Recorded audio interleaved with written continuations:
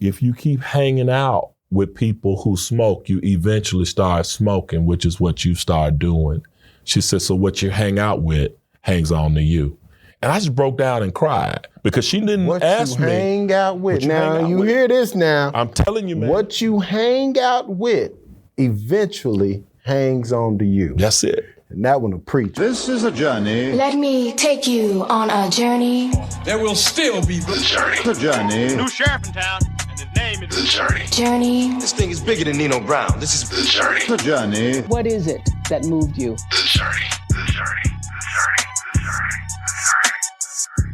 Welcome back to The Journey. I'm your host, Larry Robinson, and today we got a Memphis icon that I know you're gonna love. Many of you may even know him. But first, we're gonna get our quote. Our quote's from the great Langston Hughes, and it goes a little something like this. Hold fast to your dreams, for if your dreams die, life is a broken-winged bird that cannot fly. What does that mean? Hold on to your dreams, because if you hold on to those dreams will keep you in the air and keep you going in the right direction.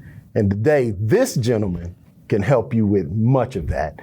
Today we have Pastor Keith Norman, straight out of South Memphis, South, educator, business executive, pastor, brother, husband, father. He's all of that and a bag of chips. Without further ado, we have Brother Keith Norman. Hey man, I'm gonna take you with me wherever I go. I need that introduction. The South Memphis part. South for sure. The South. Yeah, absolutely. Some people call it the dirty South. Well, we can start. We're gonna start right there. Yeah. Tell us about South Memphis, your neighborhood growing up, and what was it like? So 2 parts of South Memphis were home for me. Okay. Lemoyne Gardens. Okay. That's in the upper part of South Memphis. I got you. Near the Four-Way Grill and across the street from the Metropolitan Baptist Church, Lemoyne College. Those were my stomping grounds at an early age, but also where my grandparents lived, where I eventually went to live with them in South Memphis on Riverside Drive, right there off South Parkway, 1839 Swift Street. Oh, wow. My home, man, my homestead. I keep a picture of that house on my desk to remind myself of where I came from. Where you came from. Yeah, and every now and then I take my kids. I took my kids by there one day. And they said, Dad, what are we doing? Hold on, we're gonna talk about it. All right, I'll slow it. Who outside of your parents had the biggest influence on young Keith Norman? Man, I would have to say the educators that I came across. Dr. Ozzie Smith. Really? Dr. Smith was my music teacher. In middle school at Riverview and also at Carver. Right. And Miss Dolores Brack, she's gone on to be with the Lord now. She was my guidance counselor. These were people, and there were others, of course, but these were people who affirmed me, believed in me, and told me I could. Right. And Ozzie modeled it. He was a young black man, had gone to college, gotten his master's degree. We had heard about college. Right. We didn't know anything about a master's degree. What is that? Oh, really? And so, there were some limitations. I mean, we were told go to college. And so that was 4 years, right? Right. But Ozzie had this thing called a master's degree in music, man. Right. He was qualified and was talented. Right. So we wanted to be like him. He was clean cut. He was a family man. And he lived that out in front of us as young black boys, and we saw it. Having those positive images to shoot for really, really helps, especially a young man. One you can touch. When you can see it. Yeah. When you can see it. You can sit down and eat a meal with it. Right. Absolutely. Right. Tell me about a decision you made as a young man that had lifelong impact on you, even though you didn't know it at the time. I would have to say faith. My decision to follow Christ that was made at a young age. Very early age for me in 1974. I was a 9-year-old young man. I was playing basketball. And my mother told us we were going to church that night. And I said, okay. And I had on a Lakers jersey, and I went to church, and it was the first time I had ever heard a preacher really explain the Word of God. I'd heard many preachers who, what I call, kind of expounded on it and would hit you, and do a little singing at the end or whatever. Right. Didn't really move me. Okay. I'm a very cerebral person. Right. And so this pastor was very different, way ahead of his time. Okay. And an expositor of the Word, and gripped me and grabbed me. I made that choice. It's been one that I studied and followed after for many years of my life. Okay. And it's made a huge difference in the way I try to live my life, I think, which is what has led to some of the great things that have happened in my life. Fantastic. Yeah. Okay, so how different are you? You was in a Laker jersey, so I'm imagining you've had hoop dreams. Hoop dreams. So how different are you from the person you dreamed you would be as a young man? What is that? A long way. A long way. All right. So what was those dreams as a kid? So my dreams, all right, I'm going to start very real. Some of them were limited. Okay. At the time I was growing up, remember this thing had come to Memphis called Federal Express. Okay. And so many of us were being told and taught at that time, go get a good paying job at Federal Express. Right. And even though I didn't subscribe to that, I kind of said, okay, that would be good. But I never dreamed that I would have a life where I was in corporate America, standing in the pulpit of one of the largest churches in Memphis, Tennessee, and across the United States, and traveling across the world having an impact. Right. I check never, that out, yeah, people. Check that out. Never dreamed. He has two jobs. Right. He has a corporate executive job, but he also has one of the biggest churches in Memphis. So you can do more than one thing. Right. Is what I wanted you to pull out of that nugget I'd like you to pull. When did you know you was going to be okay, Keith? When did you could say to yourself, I can do this thing called life? I think when I saw other Black men doing it, I had my Memphis experience, and then I had to get outside of Memphis to some degree to see that Black male is okay. This is acceptable. This is good. Because you had to get out of Memphis to see that? I had to see a better picture and a better image of it, because in Memphis, I went to Morehouse College. Okay. Where everything on the campus was the affirmation of Blackness. Right. In malehood. Right. Black male teachers, Black male administrators, Black men who were janitors but yet dignified. Our custodial workers had degrees. That was big to me. Right. In Memphis, in the years that I was growing up, there was a lot of racial turmoil. Right. And the Black man was being suppressed. I saw leaders who would come up to lead, I don't know if I can call their name, Otis Higgs and others, who aspired to leadership. But it looked like every time a Black male tried to rise up in Memphis, knock him down and cut the head off. Right. And so I went somewhere where the mayor was Black. I knew, I waited on Maynard Jackson. I waited on, as a waiter, Andrew Young. I saw these guys for real, and they weren't icons who I couldn't touch. Okay. We're going to unpack Morehouse a little bit. Yeah. What's your What why? I knew. What's your why? Why do you get up every morning? Because someone needs to know what I already know. And I need to be able to keep paying the rent on earth that I'm supposed to pay. Right. To do that. Right. My row isn't finished, as me and some of the guys talk about sometime. Okay. I still got a debt to pay, not only to God, but to humanity. Okay. Yeah. Okay. Last question of this segment. Man, let me see. This is tough. So every brother knows that moment they realized that they were Black. What was that moment for you? Hold on real quick. Listen, we're going to be right back on the journey with pastor, business executive, Keith Norman. Don't go nowhere, because if you do, I'm coming for you. Stay right there. The journey.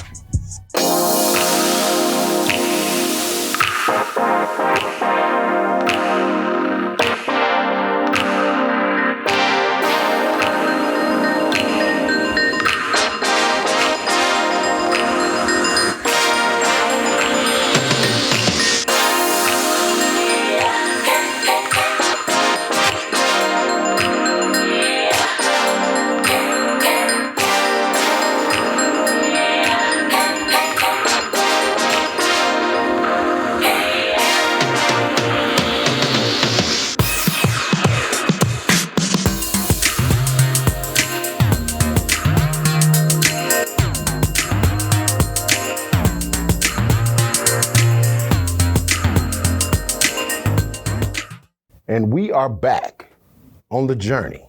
I'm your host, Larry Robinson, and today we have Pastor Keith Norman. So before we left, Pastor Norman was sharing with us that moment that he realized he was a black man. So Keith, unpack that a little bit. The World's Fair was in Knoxville, Tennessee. Okay. And I remember that World's Fair. yeah, it was in 1983, I think it was. I remember that. And I had the benefit of a high school group going to the World's Fair from Memphis. And a lady had her purse snatched at the World's Fair. She described a man who snatched her purse. While walking through the World's Fair with friends, a golf cart pulled up beside me, grabbed me, put me on the golf cart, and whisked me away to some little underground space where this woman was. And my friends came running behind me, classmates, because they were wondering, where are they taking Keith? Right. I get in, and there's this white female sitting there, and she jumps up and vehemently screams, no, that's not him. I told you he was short and he was Hispanic. Wow. But I was 6'5" and black every day with an afro at that time. And at that moment, while my classmates were in an uproar, my guidance counselor was defending. They had went and got her. They had gone to get her. She came to defend me. I was standing there with this feeling of fear. I bet. Because I didn't know what had happened, man. It was so quick. It still traumatizes me because I got sons. Right. Exactly. And when I confront people and tell them that we have been having these talks with our family and our sons for far too long. Yeah. And I think that was one of the moments. I had another one in my corporate career that reaffirmed something, which was I applied for a job and I was one of 3 people that applied. Okay. But one person who didn't apply got the job. Okay, so unpack that one. Yeah. So me and 2 other people, 2 African Americans and 1 Caucasian person, applied. Right. And I felt like out of the 3, I was clearly the most qualified and ready to take the job. A young man whom I had trained as a fellow who worked under my leadership didn't apply for the job. He didn't want it, but was called in and offered the job. And he said to the person who offered it to him that I don't want this job. I didn't apply for it. Keith ought to be the one to get this job. Right. And then I realized after I was offered the job, that I still needed him to vouch for me. Wow. And validation. He had to validate me, and I had trained him. And you trained him. And I realized, and I think that's something that a lot of us struggle with going through life. We're constantly having to be validated, or people think that others have to validate you, and they don't. Right. You validate yourself through your integrity, your character, and your hard work. Say that again, please. You validate yourself by getting up every day and letting your integrity, your character, and your hard work speak for you.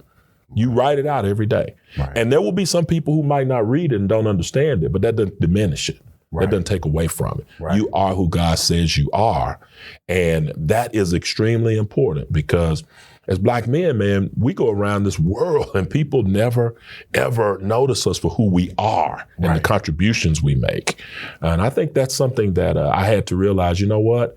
I'm over you and your lack of validating me, but I do know my worth, and I do know what I'm supposed to, what I am. Absolutely beautiful. Yep. You said 2 things. You said earlier about the teachers edifying you, and then now you talk about being it, seeing it, and then validating yourself. It's all about the self and self-love, and once again being able to see what you want to be, and it's very important. So Going back, let's rewind a little bit. Let's go do it. back to Let's do it. South Memphis, grandmama's house. I'll take you there. Grandmama's house. You sitting there. Yeah. Who's in the house with you? Grandma and granddad. Okay. I'm raised by my grandmother and my grandfather. I have siblings, but Okay. I was the youngest, and it was more convenient for me to go to church school there at the Bethlehem Kindergarten on Ingle Avenue, and then go to Riverview. Okay. And then go to Carver. Okay. So and it was, and then I'd like to say, my granddaddy's only son. He had 2 daughters. Okay. Never had a son. So I know he was glad you was so there. I was his boy. I mean, man, my granddad had that influence on me. Man. Oh, yeah? Oh, that dude, man. 5 o'clock every day, we up working. I still get up every day. And I don't know that I can sleep past 5 o'clock. Even if I go back to bed. I got you. I still get up. Yeah. Because he instilled that in me. Get up and get it done, son. Wow. Yeah. All right, so we're going back. Yeah. So fond memories. What that neighborhood? Give me a memory that you just can't get out of your mind. Sunday dinner. Sunday dinner. Sunday dinner. Okay. Oh man, my grandmother, man. So we had a garden. Okay. And literally there are 2 houses now on the land that my grandfather used to work as a garden. Right. So the freshness of the food, and you know, I'm the crazy kid. I used to think that my grandparents didn't love me because I had never eaten Taco Bell. You know, I was like, y'all being mean to me. You know, Right. I didn't know how to eat tacos. Right, We right, laugh about it. Some of my right. friends. When I first ate a taco, I was like, "What do you do?" You know, I broke it up and ate it like a salad. Oh, wow. And they were like, "No, son, that's not the way you do it." Right. But we had fresh food and meals and time and love and Right. and conversations and, you know, touch and affirmation. And so I was an old guy at a young age because I grew up with grandparents, 60 years old. I'm, you know, 5, Old 6, soul. 7. Old soul. That's exactly what they said. And when I didn't understand what people meant when they said this kid's beyond his years. Right. I went to the adult men's Sunday school class and I was 9 years old. Oh, wow. I used to sit in there with the old heads, you know, back So and it forth. probably wasn't a surprise that you turned in to be a pastor. You know, it surprised me. There was some other stuff that happened Right. after that. Okay, well, yeah, that's what we're going to talk. Okay, let's talk about them Yeah. memories. So, but the funness, okay. love in my grandparents' house, community, Okay. man, neighbors, man. I knew my neighbors. I was cool. People in my neighborhood, we were family. Right. And we didn't see some of the stuff we see now. Right. These broken codes, Right. you know, shooting kids, Right.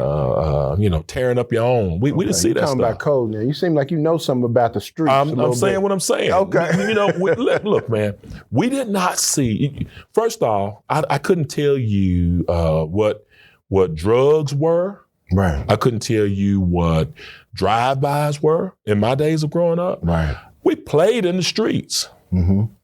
We didn't have race cars coming up and down the streets. Right. Yeah, we was playing touch football. We touch football in the street. In the street. And it was cool, man. Yeah. And we had a sense of community and family and looking out for one another. Okay. And so some of the things I see now, I'm saying, you breaking the code of just, you know, how we respect. You know, we'll fall out with you. Right. But we'll say, okay, we'll take care of that later. Right. And then we didn't come like, you know, with all this stuff. Now, you know, take your glasses off. We finna fight. Right. And I even remember one time my granddad said, y'all get out there and fight. And then when we got through fighting, he said, now it's over now. I want to hear no more about it.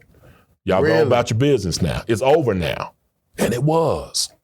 Yeah. It was. That's the one thing about a fight. You can get up and walk right, away. right. You ain't gonna walk, you know, you might limp, but right. You got a little stuff in you. And then they didn't let you beat too Right, bad. Once right. you got down, I leave them alone. Hey, it's over now, son. You lost. Get up and go on. Right. That's So it. tell me about a not so favorable memory. You know, is it some time where you broke a window in the neighbor's house or something like that? Yeah, I have some moments of mischievous behavior as a young guy. Okay. That I wish I had, and I can tell you exactly where they were.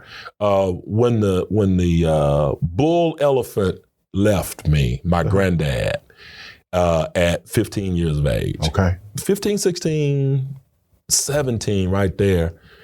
It was crazy for me. Okay. Because my guy was gone. My discipline, he died suddenly. Okay. And all of a sudden I had nobody. You know, I had the teachers at school. Right. But that force at my home was gone. Yeah. And I was trying to fit into a man's shoes and manhood, but I did not have all of the man wisdom. How did you make that transition? Because you're in high school now. You're in high school. You're at Carver. Right. I know y'all was like every other high school. Yes, sir. So y'all fighting and scrapping and doing everything under the sun. My first experience with trying to act like I could hang out with stuff that wouldn't hang on to me. Right. I'm hanging out with people, smoking, doing what we're doing. Right. My grandmother says to me when I came home, she said, "You been smoking?" I said, "No, ma'am," because technically I hadn't. Right? I hadn't. Right. I hadn't. Right. I've been hanging out with them. Right. Hang out with them again. She said, "You've been smoking, haven't you?" I said, "No, ma'am," because I hadn't. One day I came home and I had a little small hole in my warm-up suit, right? Yeah. And didn't pay no attention to it. She's washing and stuff like that. She told me after she fixed it, she said, "If you keep hanging out with people who smoke, you eventually start smoking, which is what you start doing." She said, "So what you hang out with hangs on to you." And I just broke down and cried because she didn't ask me. What you hang out with. you Now, hang out you with. hear this now. I'm telling you, man. What you hang out with eventually hangs on to you. That's it. And that one will preach, brother. I'm telling you, I have preached it. You preached that one? Okay. Preached it. Because what she was telling me was the evidence was there now, son. Right. It's there. You can't separate yourself from it. Right. And she's saying you kept hanging out with it till it began to influence and impact your decisions. Right. And you got curious about it and eventually had to become a partaker of it. Right. I was able to stop the behavior. I'm thankful. Right. But here's what I'm thankful for. I had a person who loved me enough to confront me. Right. And I wasn't proud of that because I had always been taught that even if you indulge or do anything, it's a line of respect. Right. If my granddaddy said not in his house, not in his house. Right. And lying to my grandmother never should have happened. Right. And all of those moments, man, I wanted, I share them with my kids. I tell them, I say, "Hey guys, let's always have truth between us." Right. Let's always have truth. Bad or good. Let's have that truth. Let's have truth. And we got it. When you went, how did you get to Morehouse? I mean, because yeah, I mean, because that's you hanging with How the much folk. time we got? Yeah, well, dude, I want the Cliff Notes version. I got to give you a Cliff Notes version of it. Okay. First thing, Morehouse was a blessing to me. It was the only college I applied to. Wow. Had options to go to other places academically. Right. I was given opportunities. But I went on a field trip to Atlanta and saw Morehouse College. Right. When I saw Morehouse College, I'm like, this is it. It was it. Because I saw black men in shirts and ties. I saw black men with briefcases walking across the campus. I saw black people. bet you. And I got a trip to see Spelman too. Yeah. Right across the street. I saw black women in their beauty, in their essence, in their intellectual, in their academia. Right. Something that made me comfortable. I wasn't, I was like, I fit this. I like this. And so I applied to Morehouse, the only school I applied to, and I didn't have the application fee. My guidance counselor did all of that stuff, and I didn't even know it. Sent it in, got me qualified on paper, got me in school. Still got there, didn't have housing, didn't have enough money to stay in school. 2 miracles take place. Number one, Dr. Addie Mitchell. She just passed 2 or 3 years ago, bless her soul. She was the teacher who saw me sitting outside, and she said, "Son, what's your problem?" I said, "Miss Mitchell, I don't have a room." She introduced herself. She said, "Come on." She took me home. And she said, "You can stay with me until you get a room." Miss Mitchell has a beautiful home. Right. Her husband, Dr. Mitchell, is a teacher. They're in their 70s at that point, but she was still a very vibrant 60-something teaching lady. Right. I go there. I've been taught well. I learned when Dr. Mitchell got up to cut the grass, I got up and cut that grass. I got up and washed those cars. My time was up at the Mitchell home. And I was getting ready to go look, trying to get room on campus. You know what Dr. Mitchell said? What's that? Why the boy got the lead? Why the boy got He the had lead? a son He now. was like, he got it. Here I am. Wow. And so I stayed with the Mitchells and found out I was living in royalty. Right. Because the Mitchells were revered at Morehouse as Mr. and Mrs. Mitchell. Right. And she was this well-revered teacher.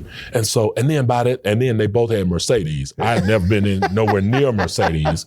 So I'm washing them. You didn't get to drive. I didn't get to drive, but I'm like, that's cool right there. Right. So that was beautiful. But I still had a money dilemma. God sets things up in such wonderful ways. I'm leaving, and man, I love to tell this story. I leave 830 Westview Drive trying to get financial aid. It didn't work out. I'm on my way back to my dorm and I started singing. Why am I singing after I've been turned down? I don't know why. Wendell P. Whalum, of the Whalum family here in Memphis, Tennessee, hears me singing. Leans out of his window. He says, son, you should come up here and try out for the Glee Club. I look up, I said, Dr. Whalum, I ain't never been in the Glee Club. He said, I got scholarship money. I said, where's your office? Where's the Glee Club? Where's the Glee Club? What is a Glee Club, right? Right. I go up, I audition for the Glee Club. I get a $2,500 scholarship. I needed $2,486 to stay in school. He writes it up. On his name, I take a piece of paper back over to the registrar's office. Right. They fully restore my schedule, give me my classes, and let me go. Here's the miracle in it. I go to call my grandmother because this happened at 1:15. Right. I go to call my grandmother, and I told my grandmother, I said, I know me and my grandmother had made this covenant to pray every day at 12 o'clock. Right. I said, I missed prayer time because I was over there getting all this stuff done. I'm sorry. She said, baby, I just got through praying. I said, what do you mean? We're supposed to pray at 12. She said, here's what I know. When it's 1 o'clock in Atlanta, it's 12 o'clock in Memphis. So while I was trying to get this problem worked out, she was praying. And man, that moment makes me know that was so divinely orchestrated in my life.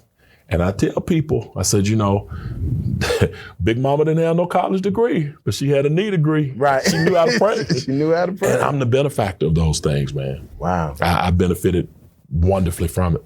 That's a beautiful thing. Yeah. Leaving Morehouse. Yeah. What did you decide to do after Morehouse? Real quick. I didn't know. I was in search of. I thought I was supposed to be chasing the dollar on Wall Street. I always tell the folk at Broad Avenue, I said, I kept hearing the Lord say Wall Street. I kept saying Wall Street when the Lord was saying Broad Street. Okay. So I couldn't hear good. I said, so I was supposed to be on Broad Street instead of Wall Street. I thought I was going to be a stockbroker. I thought I was going to be this financier and go make money for philanthropic causes. Okay. But now what I do is philanthropic causes, and money comes through our ministry to do that. What's your greatest success, Keith? My greatest success is to be able to admit my failures. Okay.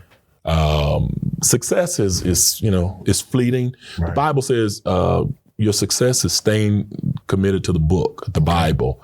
And so if I have any success, it's that I believe in the word of God and I'm committed to doing what the Lord says, even when I don't understand it. Okay. I'm 30 years into this, and I tell people I don't understand it all. Biggest regret? Largest regret? Biggest regret, probably not having a stronger relationship with my real father here on earth.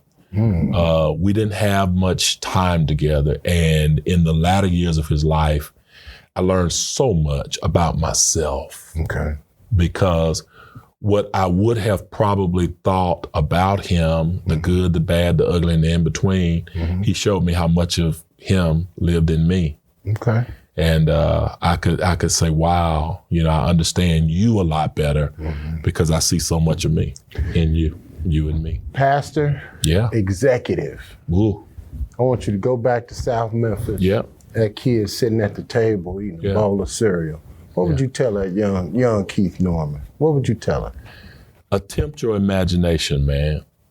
Attempt your imagination. If you can think of it in this world, try it. Okay. Don't be afraid of anything. Okay. Don't let anybody talk you out of it. Don't let your background of where you're from or what you don't have put limitations on what you desire to do. Give it your all every day. Love people. Right. Respect people. Right. Treat that woman in your life the way she deserves to be treated. Honor your family. Take good care of your children. All of those things, man. I tell that dude, hey, man, you got a bright future. Okay. You got a really, really bright future. But in your process of navigation, don't get so caught up in yourself that you burn bridges as you go. People are important. They're valuable. You'll need them. And you want to have a trail, not of tears, but of triumph. Right. That we've said we've had a good journey together. Yeah, you're talking to yourself. Yeah, I'm talking to myself. However, there's young men and young boys watching you, listening to you right now. Yeah. want you to look into that camera right there and leave them with a Pastor Norman-ism that they can take from this meeting. Hey man, you are God's gift and creation. You really are. God has given you a wonderful life, a great opportunity. You're not going to be perfect, but don't let the things that you don't do well keep you from doing the things that you do well. Find out what they are and pursue those things. Follow your dreams. Love the people who you're in the space that you're in right now, because they're important to you. Everybody has value. Every person has purpose. And then learn from your own mistakes. You got to be able to admit them in order to learn from them. And so when you do that, you'll do a great thing. And then, I would tell you, find you a great fraternity like Omega Psi Phi Incorporated and make sure you follow that dream. Ain't that right, Kappa man? Watch out, man. Watch out. Thank you to our partner, the Grand Boulé of Sigma Pi Phi Fraternity Delta Chapter. To hear more incredible stories like this, be sure to download the Kazukian app from the App Store or Google Play, or check out the Journey Memphis podcast on all your major podcast providers. Also, check us out on the Kazukian Network.